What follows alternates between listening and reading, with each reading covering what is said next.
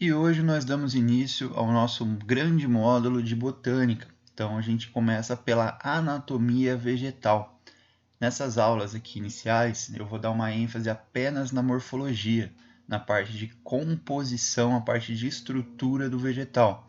Então a gente vai falar da célula vegetal, vai falar das folhas, falar de outros tecidos mais para frente, para depois entrar na fisiologia, no funcionamento. Então, muitas vezes eu vou falar, por exemplo, de estômago agora, parte de morfologia, e depois a gente discute o funcionamento do estômago em outra aula, ok?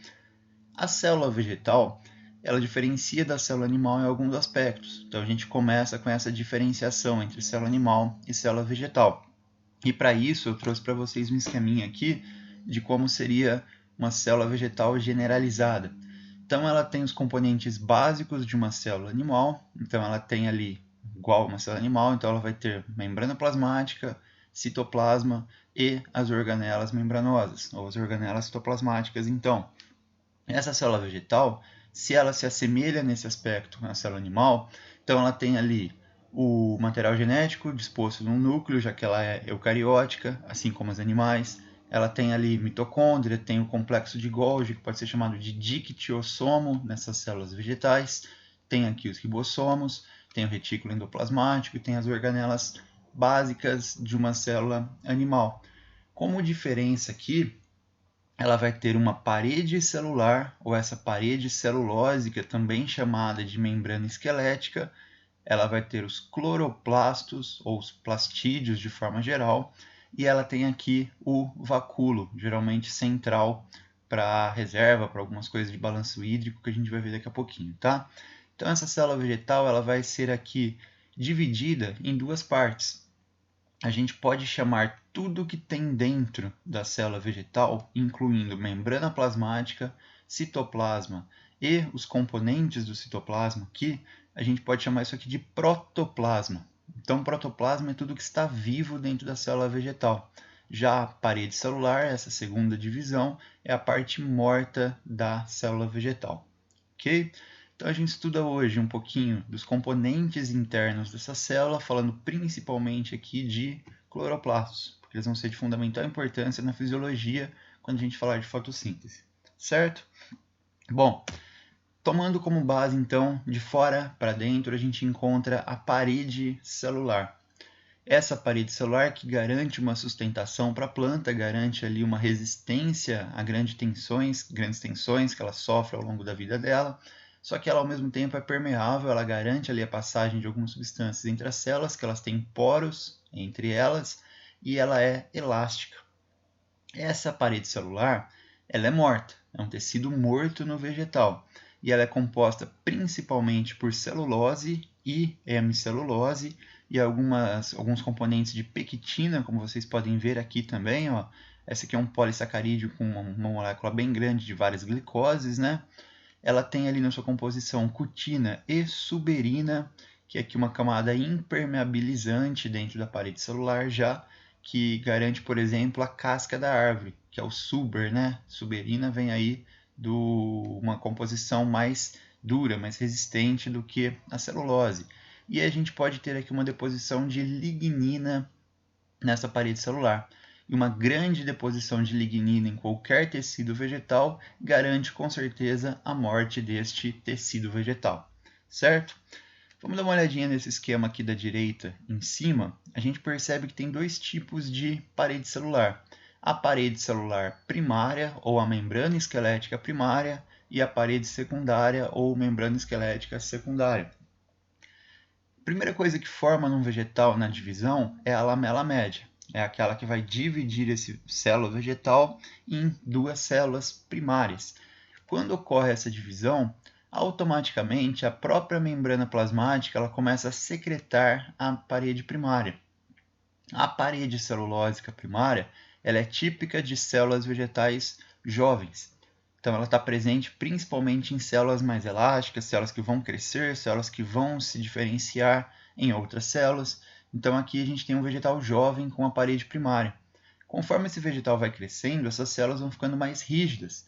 E isso acontece por causa da deposição de parede celular secundária nesse vegetal.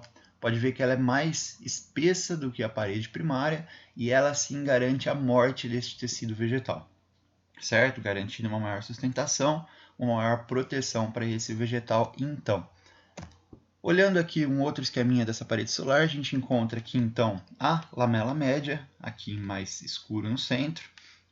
Ela tem aqui a parede primária, nessa camadinha em volta da lamela média, e depois tem essas deposições aqui da parede secundária.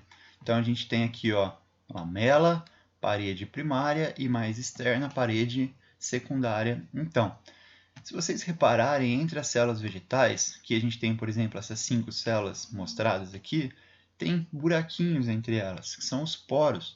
E cada poro de ligação no vegetal é chamado de plasmodesmo, que serve para transportar íons, transportar substâncias de uma célula até outra.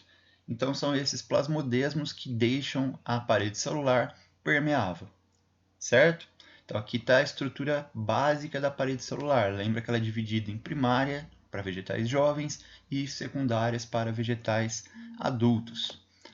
Aqui tem um outro esqueminha mostrando para vocês que a parede secundária ela tem deposições irregulares. Então aqui a gente tem o lúmen do vegetal, que é a parte por onde passa a luz do microscópio, onde estão todas as organelas. E aqui a gente tem a parede secundária e essa em branco, bem fininha, é a parede primária. E aqui a gente tem as pontuações ou os plasmodesmos mostrados ligando uma célula vegetal a outra célula vegetal. Tranquilo, né? Bom, vamos dar sequência então. Além da parede celular, essa aula eu queria discutir com vocês outros componentes vegetais, incluindo aqui os plastos, que são outras estruturas que diferenciam a célula vegetal da célula animal. Plastos, também chamados de plastídeos, são aqueles que vão garantir algumas estruturas básicas para o vegetal, incluindo a capacidade de fazer fotossíntese.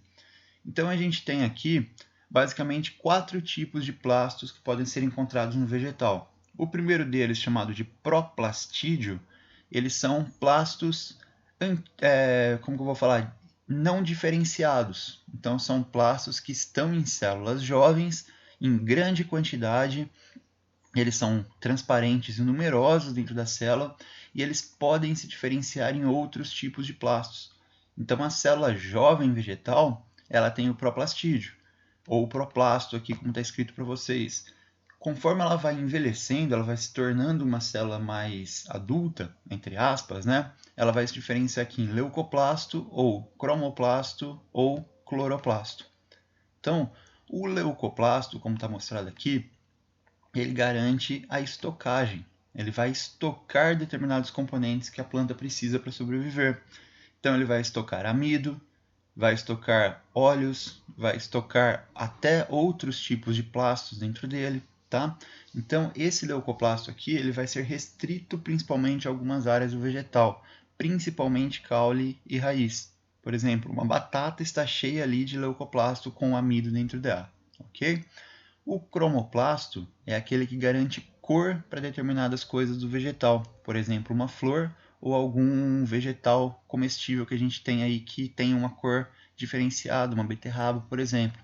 Tem uma grande concentração ali de caroteno dentro principalmente dos cromoplastos, ok? E o terceiro e último tipo de plasto que a gente estuda, que são os cloroplastos, eles são responsáveis pela fotossíntese então. Então eu queria dar uma ênfase maior nestes cloroplastos para vocês na aula de hoje, que estão aqui, ó. A maior quantidade de cloroplasto está na folha, então a gente tem uma folha aqui que é o local da fotossíntese. Depois eu vou falar um pouquinho mais sobre essa imagem para vocês, tá? Aqui a gente percebe alguns cloroplastos nessa microscopia que eu coloquei aqui para vocês. Então eles estão, entre aspas, nadando aqui no citosol vegetal. E aqui está a estrutura básica do cloroplasto. O cloroplasto, assim como a mitocôndria, ele tem duas membranas, uma membrana externa e uma membrana interna. Ele tem aqui dentro dele um líquido que vai ser chamado de estroma. E ele tem ainda essas pilhas aqui que são chamadas de grânum. Cada pilha recebe o nome de grânum, como está escrito aqui, ou grana. E aqui a gente tem cada moedinha dessa chamada de tilacoide. Então, tilacoide é onde eu tenho a maior concentração de clorofila. Então, aquele pigmento que vai absorver a luz solar e vai converter essa luz em forma de energias. Ok? Então, a gente tem aqui o esquema básico de um cloroplasto. Isso aqui vai ser discutido várias vezes ao longo do nosso curso de botânica por aqui.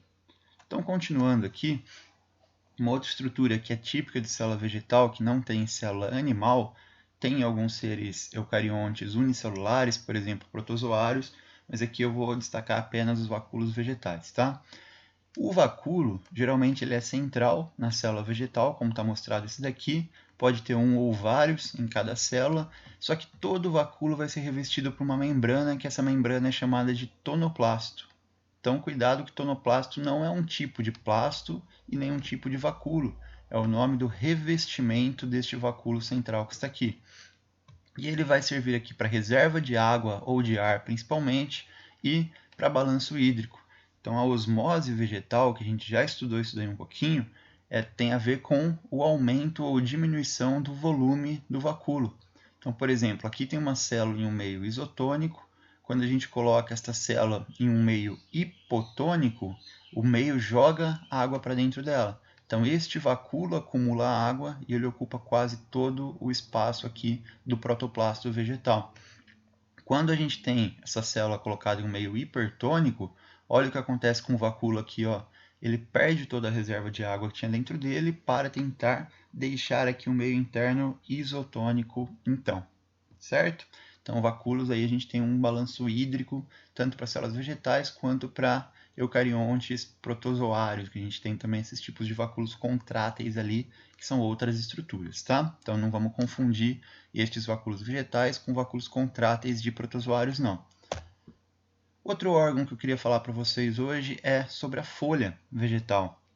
Aí a folha que é o maior sítio de produção de fotossíntese no vegetal.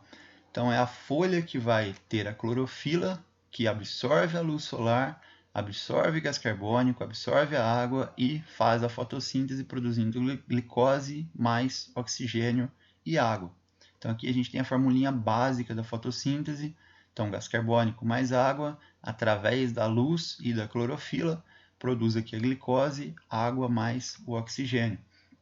Só a folha tem clorofila? Não, tem clorofila nas partes verdes da planta, independente da região. Então lembrem disso também. E a folha, ela é composta aqui do caule, né? Ela sai do caule, ela vai sair de um nó do caule, e aqui tem origem ao pecíolo, que é este cabinho da folha. A gente tem o limbo foliar, ou lâmina foliar, e as nervuras. Uma nervura central, no caso de dicotiledônia, e as nervuras secundárias da folha de dicotiledônia, então. Tá? Tem essas estípulas também aqui, pode servir para proteção, inclusive da folha, entre outras coisas, não vamos discutir elas agora. Só lembrando que quanto maior a gente tem o limbo dessa folha, maior a quantidade de clorofila que ela tem, maior a capacidade fotossintética desse vegetal, então. Quando a gente corta uma folha transversalmente, então eu peguei essa folha, eu passei uma lâmina nela aqui, eu tirei uma fatia dela de assim, então, olhando no microscópio a gente tem algo assim, que é chamado de anatomia foliar, então, ou aqui a parte do mesófilo foliar. Quem lembra, eu já desenhei isso aqui na lousa para vocês, né? No ano passado, se eu não me engano. Então a gente tem aqui de cima para baixo, a gente vai ter a epiderme, essa única camadinha de células, então monoestratificada nesses vegetais, que são células justapostas, unidas, e que podem ser recobertas aqui por uma camada de cutícula, tá? Uma camada impermeável, então, nesta epiderme. Além desta epiderme, descendo um pouquinho aqui, a gente tem essas células aqui que são chamadas de parênquima. E esse tipo de parênquima é um tipo específico chamado de parênquima clorofiliano, assim como este daqui. Esse aqui é então que tem cloroplasto, que tem clorofila, e aqui é a mesma coisa.